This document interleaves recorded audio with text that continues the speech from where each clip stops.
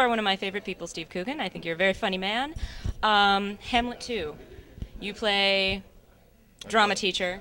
I play a high school drama teacher in Tucson, Arizona, who attempts to save the drama department in his local school and inspire the kids, the pupils, by writing a sequel to Hamlet Makes a lot of sense. and staging it at the school. And was the script handed to you, or did it? It kind of came my way, and I read it, and I thought it was fantastic. I mean, it really, really bowled me over. I'd read a few funny things. You see a lot of comedy scripts. They're kind of so-so. They're okay. They have the funny moments. But this one was very, very different and had it really leapt off the page. And it was very fresh and there were no real cliches in it. It was just something. If anything, I mean, the only cliche is that the satirical cliche, the fact that it pokes fun at all those inspirational teacher movies. Which is, but it was certainly. I mean, you could never say about it. It's another one of those kind of movies, you know? Right. Yeah. Especially with comedy. Maybe it shouldn't be. Yeah. So how do you prepare for a role like this? A drama teacher in an American high school. Did you just infiltrate a high school and take over the drama department for a week? No. I drew on. Well, I kind of drew on a lot of people. I went to drama school, so in England. So I kind of like. There are people there who kind of I got ideas from, and some of it came right off the page, And also physically, you do things like I put the right trying on different clothes and doing stuff with your hair to make yourself look different. You practiced in front of a mirror. What I do in a way, I kind of look in front of the mirror and go, okay, that's a different kind of guy, and then you talk to yourself. It's kind of weird, but you talk to yourself and you gesticulate and get the physicality right, and then that kind of helps you sort of get a vibe going. And you've been on all kinds of movies, big budget pictures. This is more of an independent film. How did they treat you? How was the food? The food was actually really, really good. The wages weren't good because they probably spent most of the money on the catering. It was great. The good thing about making an independent film is that gets picked up by a studio is what they pick up is the movie that everyone wants to make, because Andy being the writer and director, it meant that if we had any ideas or wanted to change anything, we could change it up and mix it up and change things around if we wanted to, and experiment a little in a way that we probably couldn't if it was a big studio movie where every decision has to be kind of ratified at different levels, So that meant that the movie that got made was exactly the movie that Andy wanted to make. So it was kind of very uncompromised, quite pure, what came out. And you got to be as crazy as you wanted to. And if I had an idea, we could just try it. It was really simple and real fun way to work. Yeah. So when you're in America, I mean, I know most American audiences tend to recognize you from your film roles.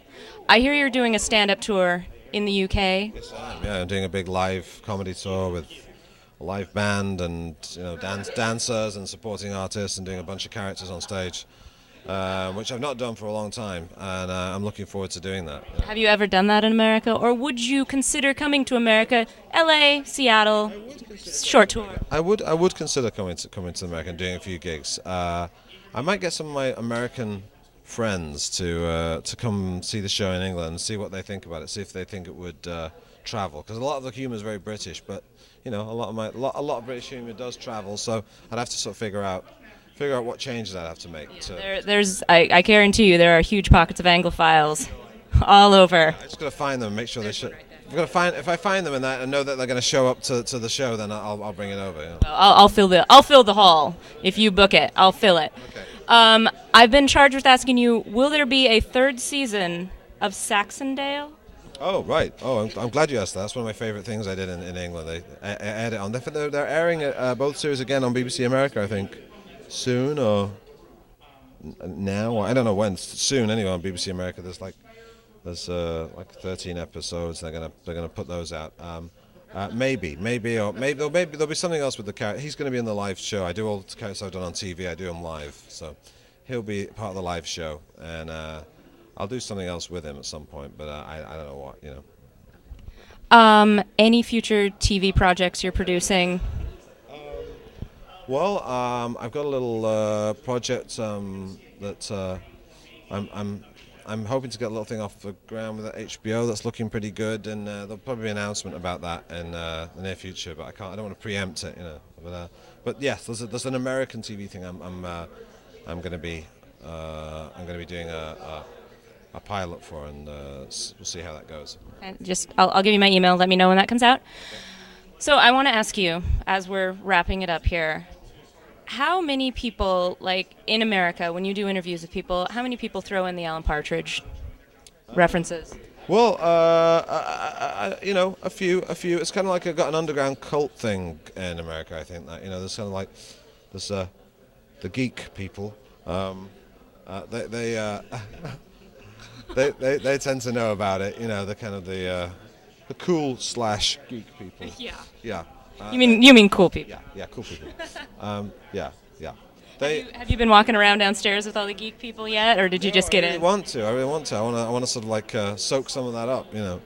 But I haven't yet. No. But yeah. So some people mention it, and it's good. It's good because but in England it's kind of the main thing I was sort of known for. And when I came here, I kind of got known through some like independent movies, and then kind of people found the TV stuff sort of afterwards. So it's kind of I sort of, it's more enjoyable here because it's kind of the people who know about me have seen a bunch of stuff, you know. So it's more fun. Do you feel like kind of trapped over there by everyone wanting you to do impressions? Like I would totally ask you to do right now if I were gonna be that guy. Well, I used to do that years ago. I'm kind of really rusty on it. I can do quite a good Martin Sheen. What he speaks like President of the United States of America with sounds like his tongue stuck in the top of his mouth. And when he gets angry, he gets real hoarse. Speaks like that. Voice gets real squeaky. That's good. Thank you very much for that. That made my day. Well, anything else you want to say about Hamlet 2 that you've been told to say about it? No, nothing. I've not been coerced or forced or cajoled to say anything other than what I truly believe in my heart, which it is a very funny film, and it makes you feel good about yourself, and it's smart, edgy, and it's still, but not super cynical. And when you leave the theater, it kind of like it puts a spring in your step. You leave the theater singing. You definitely leave the theater. That's so exciting. Yeah.